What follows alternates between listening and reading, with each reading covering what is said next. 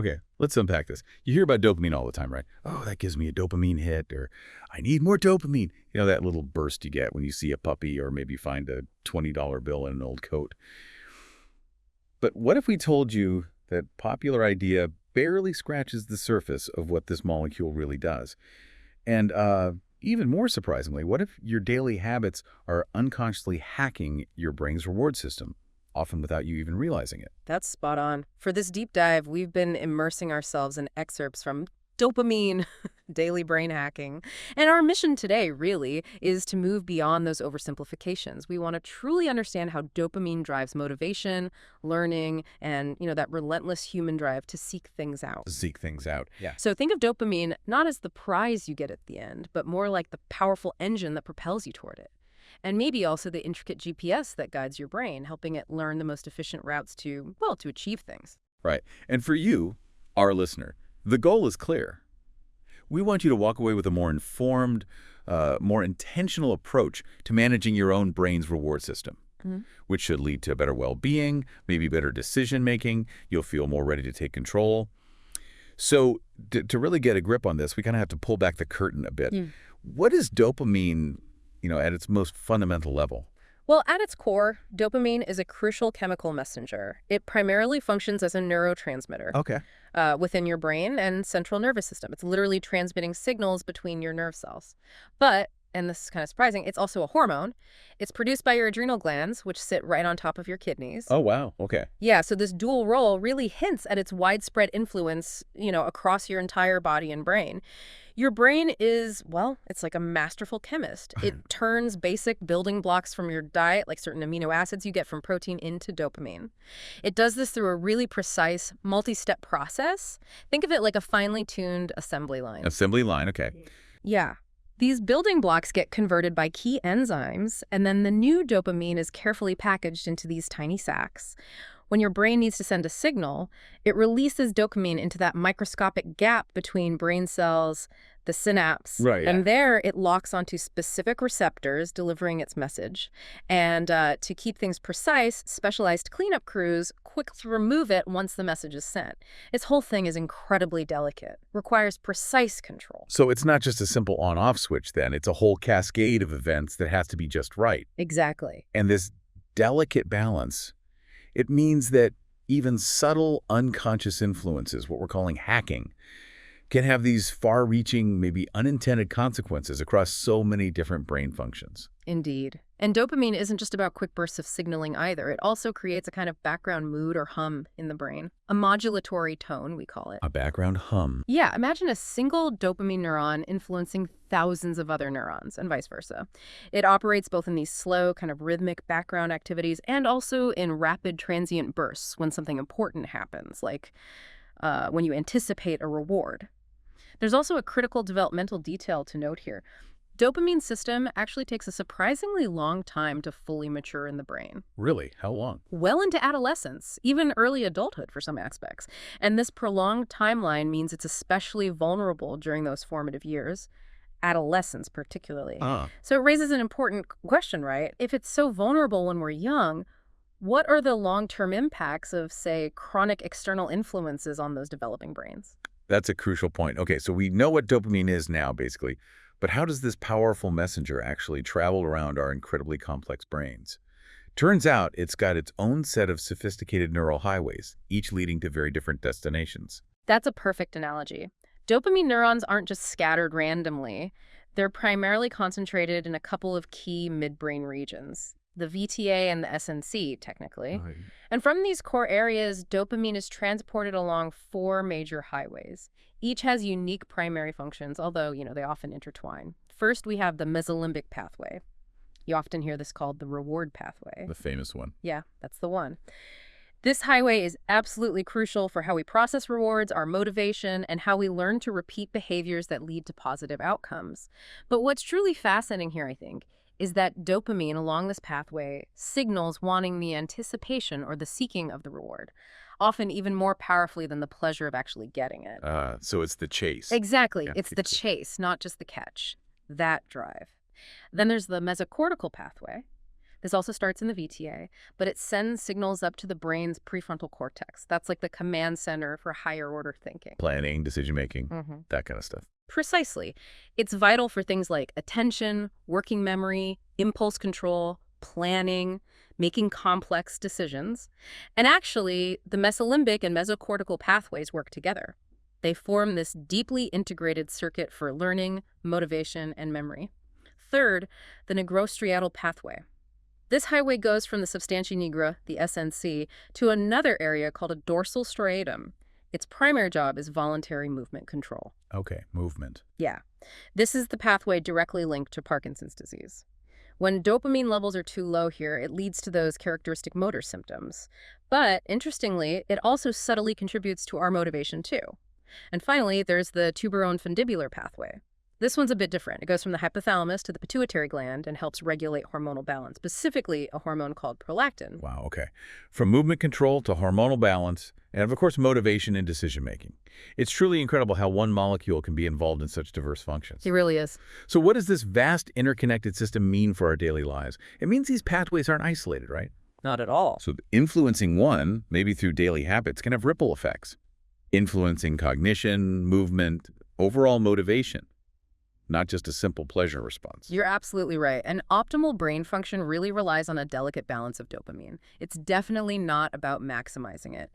Both too little and too much can lead to significant health issues. For instance, when dopamine levels are too low, people can feel, well, profoundly tired. They lack motivation, experience a general feeling of unhappiness, or anhedonia. Anhedonia, Hey. the inability to feel pleasure. Yes. Problems with memory and concentration are common too, along with mood swings, difficulty sleeping, even a reduced sex drive can be a symptom.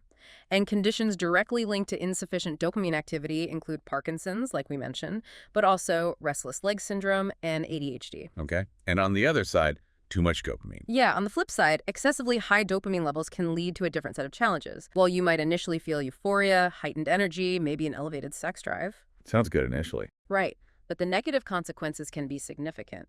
These include trouble sleeping, really poor impulse control, and even increased aggression. Conditions associated with elevated or dysregulated dopamine include things like mania, obesity, and various forms of addiction. So balance is truly key. It really highlights that optimal brain function needs this careful equilibrium. We see this maybe most starkly in complex disorders like schizophrenia, where you can have symptoms linked to an excess of dopamine in some brain regions, like delusions. Right, the positive symptoms. And at the same time, other symptoms, like a profound lack of motivation or social withdrawal, which are linked to dopamine deficiencies in different parts of the brain. Exactly. It's about the right amount in the right place at the right time. It really highlights how devastating it can be when this balance is severely off. And these chronic influences we keep mentioning, pushing dopamine out of its ideal range, they can lead to serious issues, including impaired impulse control and maybe even a diminished capacity for natural pleasure. Now let's get into how modern life, often without us even realizing it, is hacking these delicate dopamine pathways. You might be doing some of these things right now. One of the clearest examples, I think, is what we can call digital dopamine, the social media loop. Ah, yes, the screams. Exactly. These platforms are, frankly, meticulously engineered to trigger those dopamine-driven reward pathways. They can foster a dependency that bears striking similarities to substance addiction. The algorithms, they're designed to maximize your screen time. How?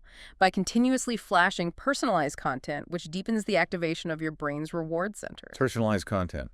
So it knows what gets your dopamine going. Precisely. Think about it. Likes, comments, photo tags, they function as unpredictable, intermittent rewards. Intermittent, meaning you don't know when you'll get one. Exactly. And that type of reinforcement schedule is incredibly potent. It creates this unrelenting dopamine cycle, characterized by desire, seeking, and constant anticipation.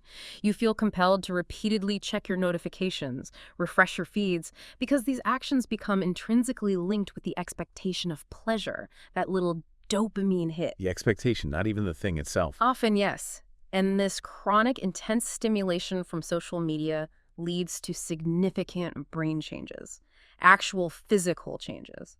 Frequent engagement reshapes your brain through something called neural pruning. Think of it like a gardener trimming a bush. Okay. Your brain strengthens the connections it uses, often like that reward pathway, and it prunes away or weakens the ones it doesn't use as much. This makes that reward pathway faster, more dominant. But it can come at a cost. It can lead to increased impulsivity, difficulties in controlling emotional responses. Hmm. And this persistent overactivation also heightens addiction risk. And it can result in something called reduced reward sensitivity, meaning natural everyday pleasures like a good conversation. A walk outside provides significantly less satisfaction than they used to. They just don't compete with the digital highs. And a critical concern here is the vulnerability of adolescents. We mentioned their dopamine system is still developing. It's highly flexible or plastic during these formative years. Right, the delayed maturation. Yes. So this developmental window, combined with this intense engineered digital stimulation, it can lead to magnified and maybe more entrenched negative effects on their developing prefrontal cortex. This impacts long-term decision-making, impulse control, emotional regulation. It's like these platforms are literally playing a master chess game with your brain, Wow. deliberately using your own biology against you to keep you hooked, often without you even consciously realizing the extent of it. What stands out to you about how these platforms are designed? It really is like they're playing a master chess game with our brains, using our own biology against us just for engagement.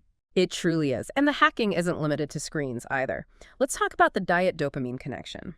How your food choices fuel or maybe disrupt your brain. Food, too. Definitely. Your brain requires specific nutrients to synthesize and regulate dopamine effectively. It needs the building blocks. So on the supportive side, the foundation for healthy dopamine production lies in providing the necessary raw materials.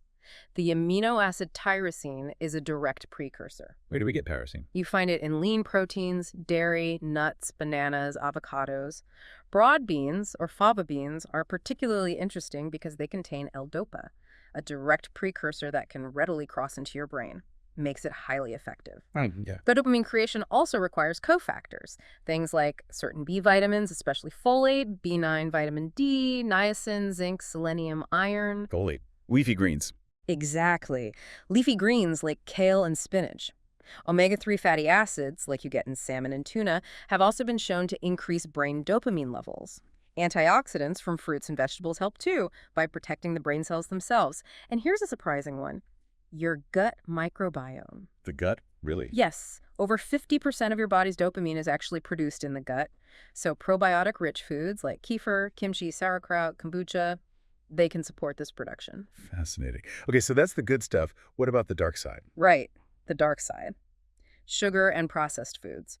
Eating sugar, sweets, refined carbohydrates, this triggers significant rapid dopamine surges in your brain. The sugar rush. A very real neurological sugar rush. Right. This intense high is quickly followed by a sharp drop, creating a cycle of intense cravings and, well, addictive behaviors. These foods actually activate the same reward pathways in the brain as addictive drugs. They mimic that potent dopamine response. Wow. Same pathways as drugs. Essentially, yes. It explains why junk food can feel so addictive.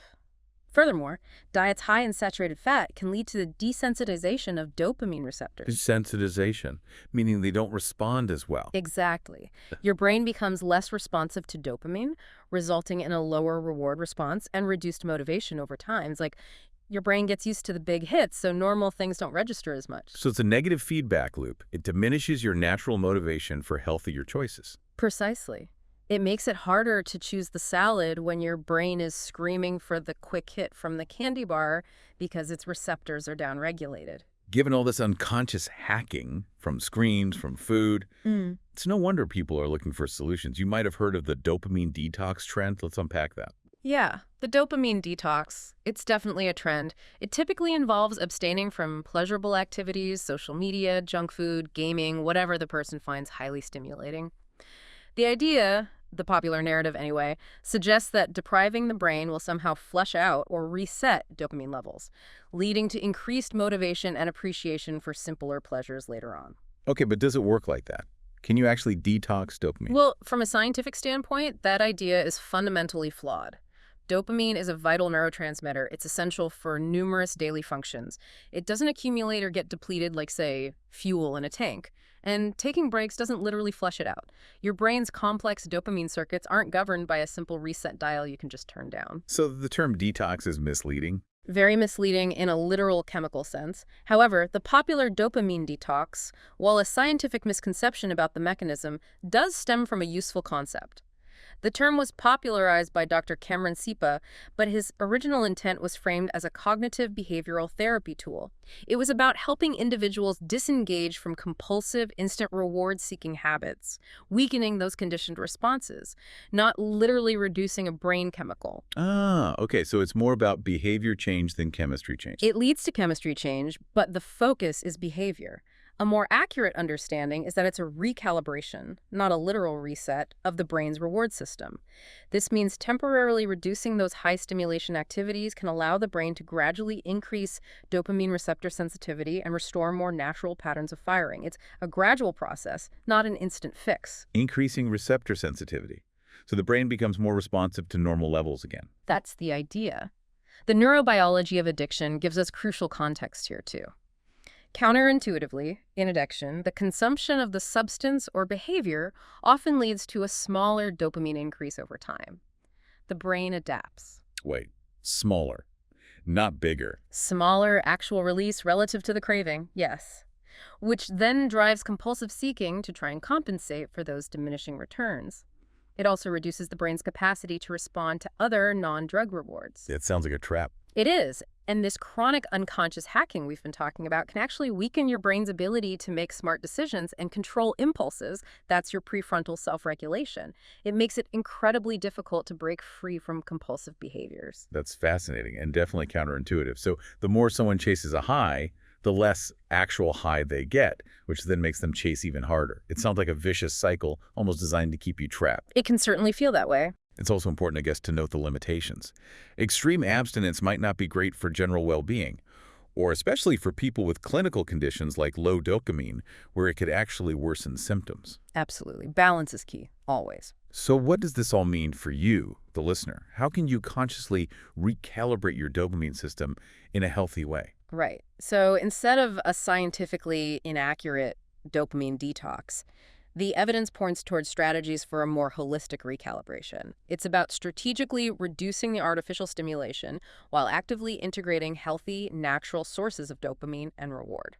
Okay, like what? What can people actually do? Well, first, maybe a digital detox for recovery. And again, this means strategic reduction, not necessarily total abstinence unless needed for addiction recovery. Think setting tech-free hours or days, removing problematic social media apps from your phone, or at least turning off non-essential notifications, establishing phone-free zones like the bedroom or dinner table. Makes sense. Small steps. Exactly. Next, movement and exercise. Regular physical activity, especially aerobic exercise, is a really powerful stimulant for dopamine release. It doesn't just boost production, it enhances the sensitivity of the receptors too. It literally helps rewire pathways. Research even shows it can be beneficial in substance abuse recovery. Yeah. And it doesn't have to be intense. Even a 30-minute walk daily can significantly impact brain chemistry. Improves mood, reduces stress too. Good old exercise. What else? Then there's nutrition for dopamine support. We talked about the building blocks.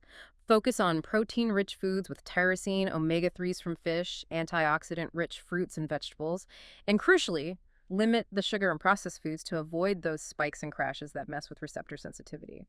Prioritize quality sleep. This is huge. Consistent sleep and wake times are vital for proper neurotransmitter function, including dopamine. Create a dark, cool sleep environment. Avoid screens for at least an hour before bed. That blue light really interferes. Sleep is always important. Always. Then, mindfulness and meditation. These practices have been shown to help normalize dopamine function, partly by reducing stress.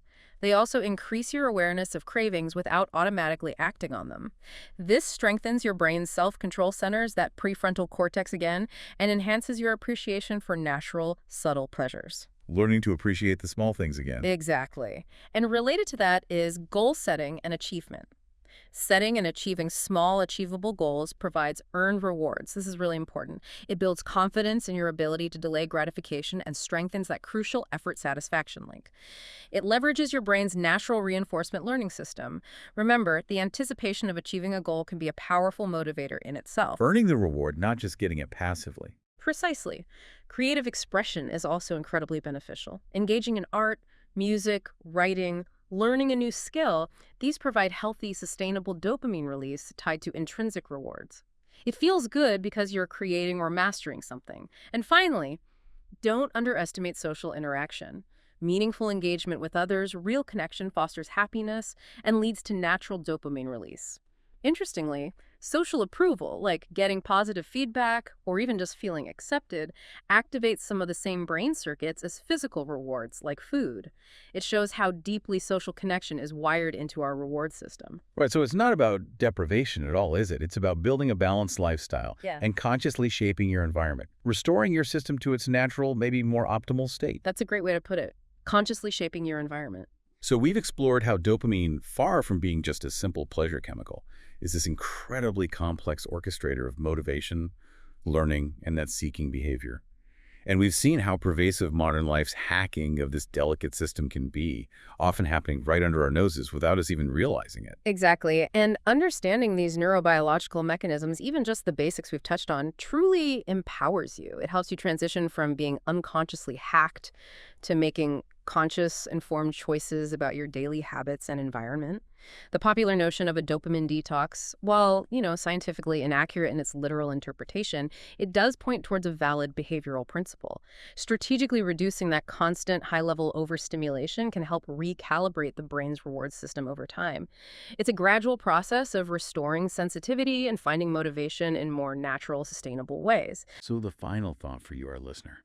What will you do to consciously shape your environment and habits? How can you become the master of your own reward system rather than letting it be unconsciously hacked? Thanks for joining us on this deep dive. We hope this helps you cultivate a more balanced, maybe more fulfilling existence by truly taking control of this powerful molecule.